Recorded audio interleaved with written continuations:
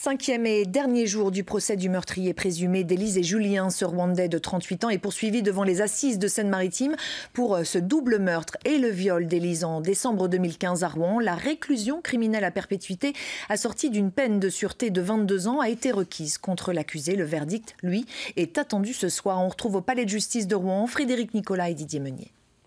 C'est dans une salle d'assises comble que l'avocat général a prononcé son réquisitoire en milieu d'après-midi. Patrice Lemonnier dresse le portrait d'un accusé qui habite dans le temple du mensonge. Ne pas exprimer ce qu'on ressent, taire aux autres ses sentiments, c'est avoir peur de sa propre vérité. Une vérité pourtant limpide pour le magistrat qui rappelle les preuves, l'ADN, les poils, le sperme du Rwandais retrouvé sur la scène du crime et sur le corps d'Élise Fauvel, sans oublier la vidéosurveillance et la téléphonie qui trahissent.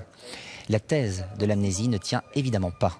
Selon lui, Jean-Claude Hansen-Gumukiza a vu l'opportunisme de raccompagner Julien et Élise dans l'appartement de la place de la Pucelle.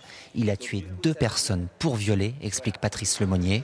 Il requiert la réclusion criminelle à perpétuité, assortie d'une peine de sûreté de 22 ans et l'interdiction définitive du territoire français. Il a demandé également un suivi socio-judiciaire après l'exécution de la peine. C'était nécessaire. Face à la sauvagerie de l'accusé, son état de récidive, nous devons penser à nos enfants.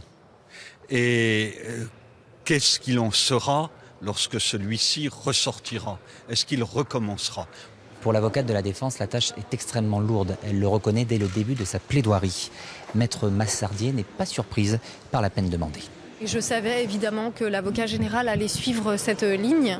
Mais vous m'avez entendu, je trouve que cette peine, par principe, n'est pas digne d'un état de droit. C'est une peine de mort déguisée, en effet, puisque c'est une peine de prison qui ne s'arrêtera qu'au décès de la personne. La parole est donnée une dernière fois à l'accusé. Je présente mes excuses à la famille. Son avocate lui demande de se taire. Les jurés sont partis délibérer depuis 17h30. Le verdict est attendu dans la soirée.